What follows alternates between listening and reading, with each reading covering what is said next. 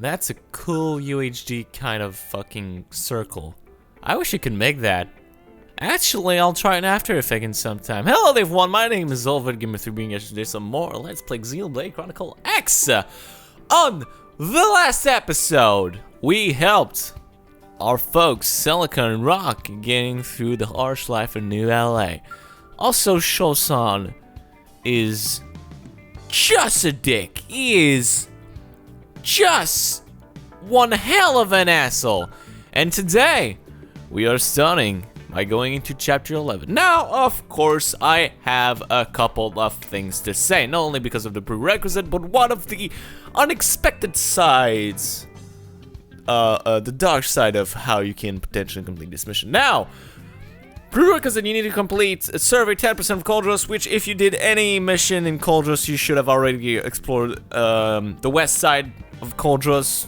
So really, as long as you plan data probes and, you know, gather some treasures here and there, you should have no problem. You should have already surveyed more than 10% of Coldros. In my case, I'm already at 50%, so there's no trouble there. Even some tyrants that you can defeat, some lower level tyrants in the 30 to 40 levels, you could have no problem with that. You need to complete 9 lives, which we did quite a while ago, which I think we did just after we beat in chapter 9, if I do believe correctly. And you need to also complete boot camp with Gwyn. I don't know why this is a requirement of all things, because there's not that much that involves this particular affinity mission. Maybe just to get the level cap in or something, because boot camp is actually a pretty high level mission, if I remember correctly. I think that's like a level 40 mission as a prerequisite, which is weird because chapter 11, as per of course, I need to do my recommended level of the day, which is, I'll say, if you're anywhere above 45 with the scale, I think you're gonna be fine. Anywhere below 45 or even 45 without a scale or a decent scale, you're gonna have trouble. Also, if your team is not leveled properly, yeah, get that shit up to speed because you're gonna have a bad time. But otherwise than that, just be prepared to fight some pretty nasty stuff. Let's get going.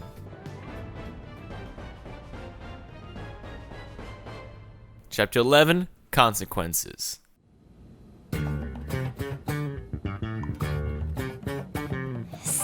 What should I whip up today?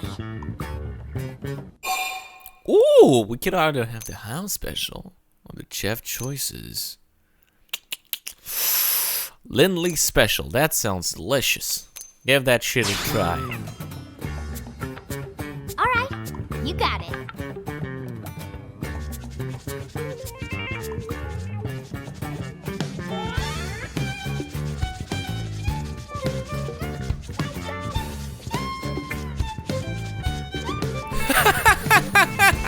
She finally cooked him! She finally fucking cooked him! We need you in the hangar, now! Commander? It's Lau. Hey, get away from that! Elma, get your butts over here! What was that all about?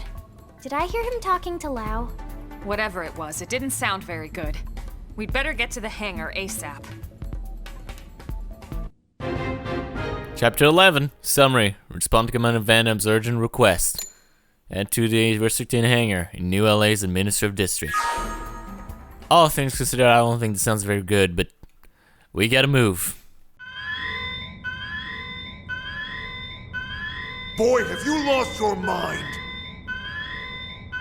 You know damn well what that data means to us, to our entire race! Of course I do. It means an end to this giant lie.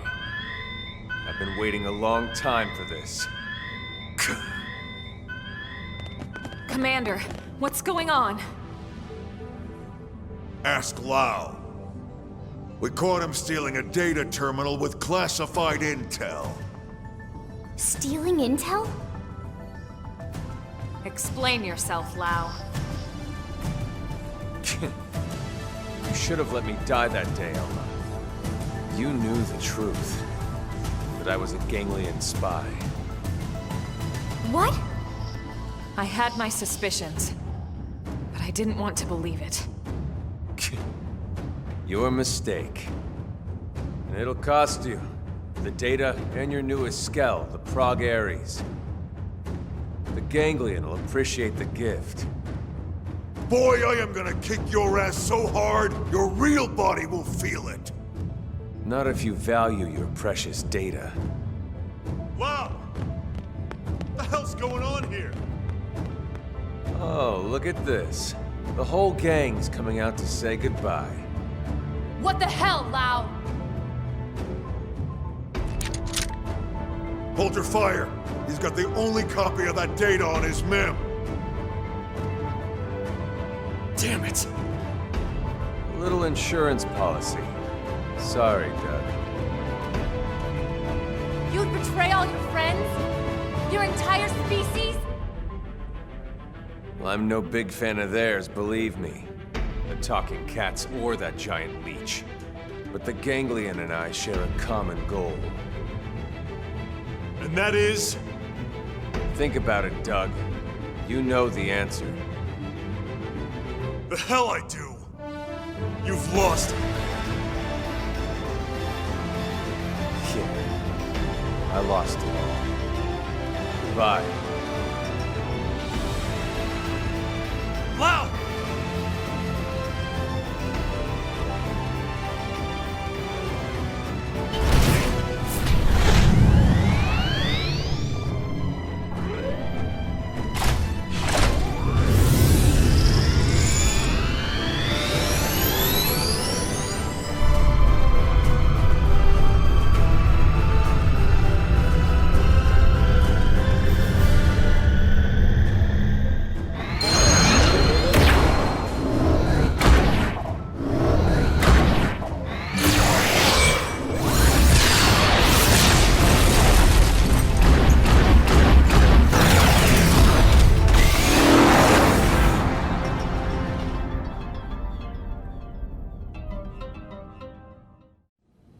All right, what exactly happened back there? Welp. You all know how Frontier Nav uses the White Whale's trajectory data to simulate potential crash scenarios. Then cross-checks it with our probes to narrow down possible lifehold coordinates. Well, all that work paid off. We finally got enough probes in the ground to accomplish what we've been trying to do. In other words, we can isolate every possible landing zone and scan them to find the lifehold core. What? Are you certain? That's what the eggheads tell me. Tatsudo Dance of Discovery! So what are we waiting for?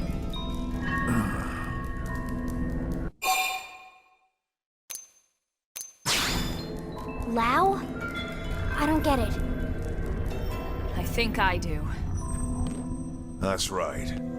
He took the terminal that was analyzing the data and deleted all the backups for good measure.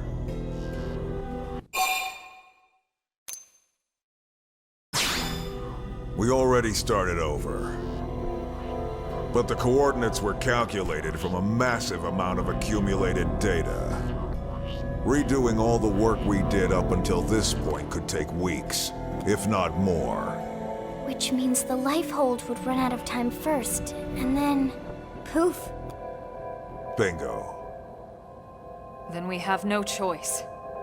We have to find Lau and recover that terminal. For now, let's assume he's headed for that ganglion stronghold we heard about north of Sylvalum. We'll need to hurry. I just hope that Gajarg guy was telling the truth. Everything is riding on this mission. Don't screw it up.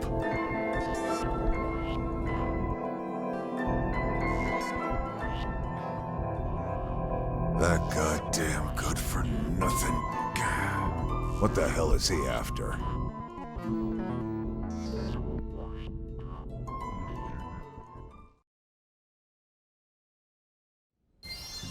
I apologize for yelling like this and breaking the immersion.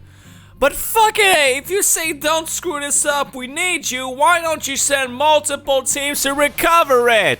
God damn, this is your entire species on the line and you don't even value it enough to send more than one fucking team of 3 fucking person to recover the most important data you had since the time you landed on the mirror. That's 5 months of work that you left in the head of 3 fucking persons!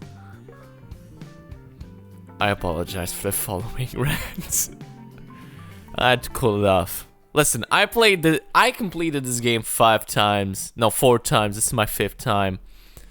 That part of the story probably is one of the most aggravating part for me. Like, there are other parts of the story that are excessively aggravating. But this is, you know, it's easily top 5 in my mind.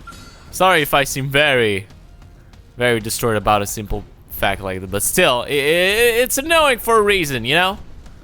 And I wish to, I wish I could have shared that beforehand, but, we're here now, right? So, how about we talk this over? Anyway, we gotta make our way to one of the castles, which is gonna take a little bit of time through Chronicles, so let me take up this little bit of time to actually talk a little bit about something a little bit interesting, since, I mean, right after chapter, I believe 9, pretty much everybody already, personally had extremely big suspicion, especially my first time playing, that Lao was a traitor of some kind. He was definitely, you know, doing something, and since the actual, not reveal, but pretty heavily implied reveal that, Luxar, the Grand Master of the Ganglion, was getting intel from someone, or was giving a proposition for someone, I think that as much of a surprise as it is for a character, except Elma apparently, I think this is pretty self-explanatory in my case, when I'm like, I saw this coming from a mile away. And no, I know story-wise it's really hard to pace yourself in a story, in the writing, that that the reveal kind of feels natural. It's just, this one I didn't believe, even slightly, because it was so predicted in advance that I just didn't believe it afterwards. Think of the reveal however you wish to see it. I was just personally disappointed of how it was perceived and how it was and how it was done. And because we're in Chronicles, we also have quite a ways to go, unfortunately. We have a lot of fighting to do, and I hope you like what we're seeing right now, because we're gonna be doing a lot of it. And worst of it, we're not gonna even do it in a scale. The first part of this mission is actually pretty self-explanatory, and if you've already explored quite a bit of the castle area in Chronicles, you're gonna have easy time following around, especially if you know the layout of the place. Of course, I could just go and fly over this, but I want to take the longer path, the path that most people would probably take.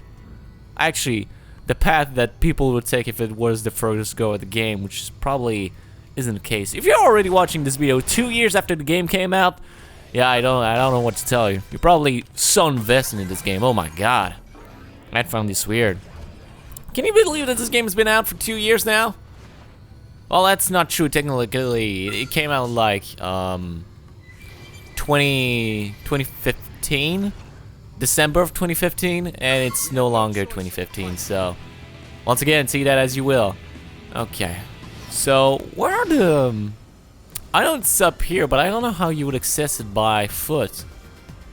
Usually, we would have like stairs or an elevator or some kind to bring us up. Do you have to get in there with a scale? I found this weird. Well, that's a capital wreckage.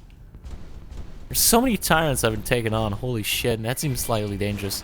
Okay, so I don't know how you can actually get up there. Maybe with a teleport of some kind. But apparently we need to go up. Maybe I just missed the entrance somewhere. I know it's in the castle ruins. What the fuck is it? Unless it's down. Probably is, though. Did I miss it? Oh, it was there! Okay, you just need like... Okay, so I was going into the wrong entrance. Alright, my bad. Did I miss anything else? Doesn't seem to be the case. Alright, let's keep moving then. We should be fairly close, right? Yeah, that's stairs. Yeah, we're definitely there. Yeah, okay, here we go. Okay, oh no, I tracked him. Okay, well, actually, we're in the cutscene now, so it's not that bad.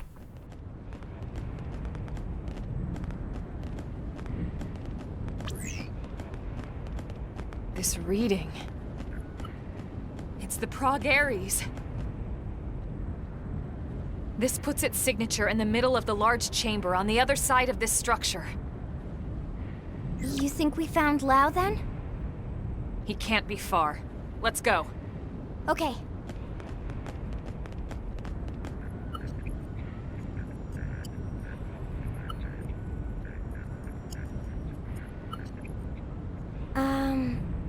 I have no idea how to open this. All right. Let's look around and see if we spot another entrance.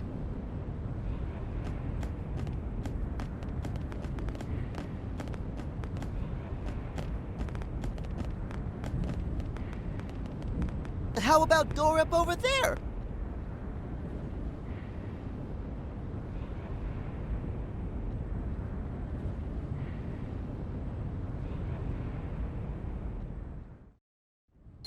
And here is where things get slightly interesting and also terrifying. This mission is mostly foot-based, so I hope to God you've actually prepared a good set and you don't have a shitty class. Because if you decide to enter this goddamn place without a solid frontal attack plan, you're going to have a field day with this one. Holy shit, this is going to be very bad for you. It is absolutely going to be terrifying. There are so many of them, pretty much fucking everywhere. You need to be extremely careful in this, and I hope to God, like I said, that you have a plan B, because holy shit, this is not going to go well for you if you do not. Best thing I can offer is just build TP as much as possible and see how much you can potentially get out of this, but holy shit, this is, like I said, I'm not doing that much damage, and if you have a very bad class, I don't know what to tell you.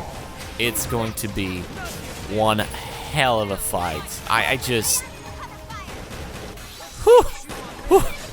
Whew. Also have good arts, have a good setup, and I think for the rest you should be like in a decent position outside of this. If you don't have an aggro tank, if you don't have a specialized team, if you don't have a plan coming into this place, this is gonna be one of the most hardest and difficult paths in the entire game. I gotta say this, when it comes to story-based mission, this is, at least in my book, the hardest part in the entire game. Not joking here. This is the fucking hardest part in the game in my mind.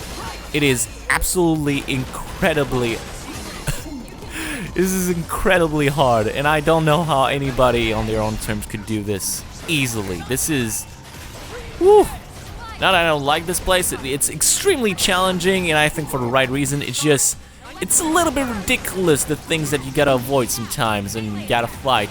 Like, we are just going wave after wave after wave of enemy and still dealing quite a bit of damage, and oh my god.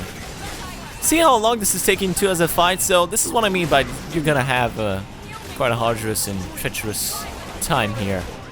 Oh my god. Come with your A game, and I think afterwards you should be fine somewhat. So let's just get our TP up. 7 Edge is actually doing quite a bit of work here. Thankfully, I went and got Celica beforehand, so that makes things slightly easier on my hand. I mean, slightly easier. Not saying it's incredible, but saying that I'm doing kind of fine. There we go. Oh my god. Like, I'm not excessively confident about my build right now. I know there's a ton of things potentially wrong with it. Ugh. I'm not doing as good now. Then again, I don't think you'll be doing much damage to me. I'm 7 levels higher. You know, and I think being 7 levels higher, I think we're in an okay position. But it's just, you know, it's just how I see the problem here. Even so, we took care of him. Holy shit. And get this in your mind. This is what the entirety of the fucking... This is what the entirety of this part of the mission is. The mission. This entire part of the story mission is just fighting mooks like this. without non-stop, you know? You just have to fight them non-stop, and it's really arduous, to be perfectly honest. Not exactly a fan of this. Okay. Alright, let's try to get some things going.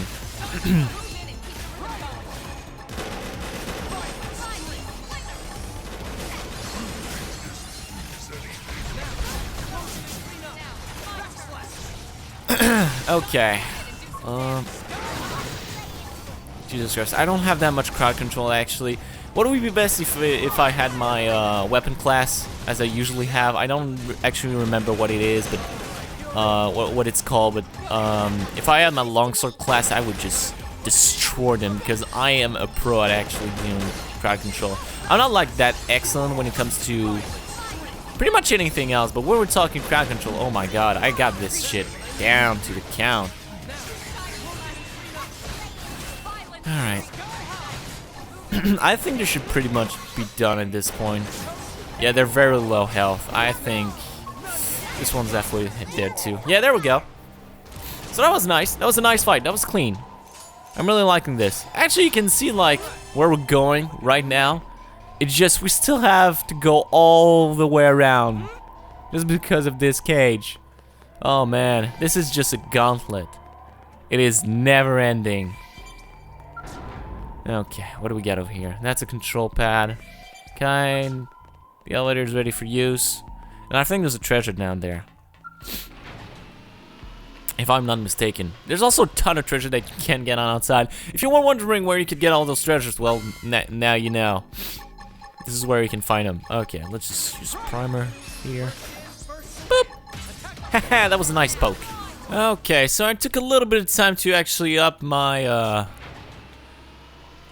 my weaponry just a tiny bit, because I want to do well and I don't want to take too much time, and the more power and critical option I have, the more easier it will be to actually face opponents here. Now level 30, thankfully, which makes things slightly easier on my part, on my end, but then again, we never know what might happen in a situation like this, and we may be kind of fucked. Also, there's some enemies down the road I'm not exactly looking forward to finding, but I do have to do it anyhow, so let's see how it goes. Let's keep moving forward and see how we do. Probably very horribly. Alright, and while we're here, we're also gonna take care of these two guys and a tyrant, weirdly enough. Yes, you do have tyrants in here, and they're quite powerful too. So we're gonna take on Frontline Mythic Quo and a Monarch Imperial. Let's see how well we do. Probably not very good. Let's start our overdrive. Let's activate our primer. Since we have a critical, let's go with a ton of fucking damage. I also changed my augment slightly bit to make things slightly easier on us. So that means we potentially have better damage capabilities. I won't say that I have incredible capabilities in that matter, in that case, but I do have to say that we're in pretty good conditions right now. We have pretty solid win conditions, all things considered. I do so much aerial damage that I think I have so much crowd control that I pretty much have pretty good chance of, you know, fucking them up pretty heavily. And the more I can recharge the overdrive, the more I can restart that over again and have incredible crowd control. So once again, I think that overall, yeah, this is fine. This is really just, we're wrecking their shit without even them noticing. Alright, let's go for a backslash. And I think he's the only enemy left, so I'll charge up my overdrive, and then we're going to town. Primer going, violent streak, 7 edge, sliding slinger, backslash, side slash, again, sky high, and then stream edge. Oh my god, that was, I just wrecked you, son. Wow, this was awesome. This was a great combo, actually. Well, it didn't do as much damage as I wanted to, but still, I did fine.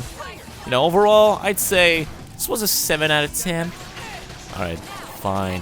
The only thing is, really need to not knock him too much in the air. If we do that, that's gonna be problematic because I won't be able to hit him with my melee attack. Since my melee attack do the bulk of the damage, it's I need to be very careful about that. And I think he's dead. So that was one of the tyrant. Actually, if I remember correctly, there are 2 tyrants lying around. So if we can take care of them, I think we're gonna be in an alright position. I don't think we need to fight this guy. Yeah, there we go. If you can avoid fighting, then just fucking do it. I fought the tyrant because I wanted to and needed to, and I don't want to take too much time. Oh man, that's a shroud. Fuck, I hate shreds. You wanna know why I hate these enemies so much? They have what we call evasiveness status in some occasion. And, you know, every enemy has an evasion status at one point or another. Why do they have this? Because to make the fight pad out and make it longer. I don't know why this game has a system like this where it can actively elongate a fight just because an enemy has increased evasiveness. And it really focuses on the burst potential that you can possibly have in this game. But at the same time, it's a really dumb system where having evasiveness actually helps you to avoid damage as much as possible, but at the same time, it's really counterintuitive because it just drags out the fight even more, and I don't really like this. Outside of this, yeah, it's pretty self-explanatory. I don't like that. I don't like the fact that you can drag out a fight just because he has such high evasiveness. Now, usually most enemies have a status of like maybe 2 or maybe 3. They have evasion up 3 or something along when they're below 50%. The shreds have like an evasion status up 5 or something along these lines. They're very powerful without even you knowing about this. And that's why I don't like him. They're very annoying enemy just because of that one status once they get below 50% health. If you don't have that much accuracy because you have Rothian weapons or something along these lines, these can get pretty tiring fights. Now we're getting into the main room. Let's see what we're up against. Oh, what is this bullshit?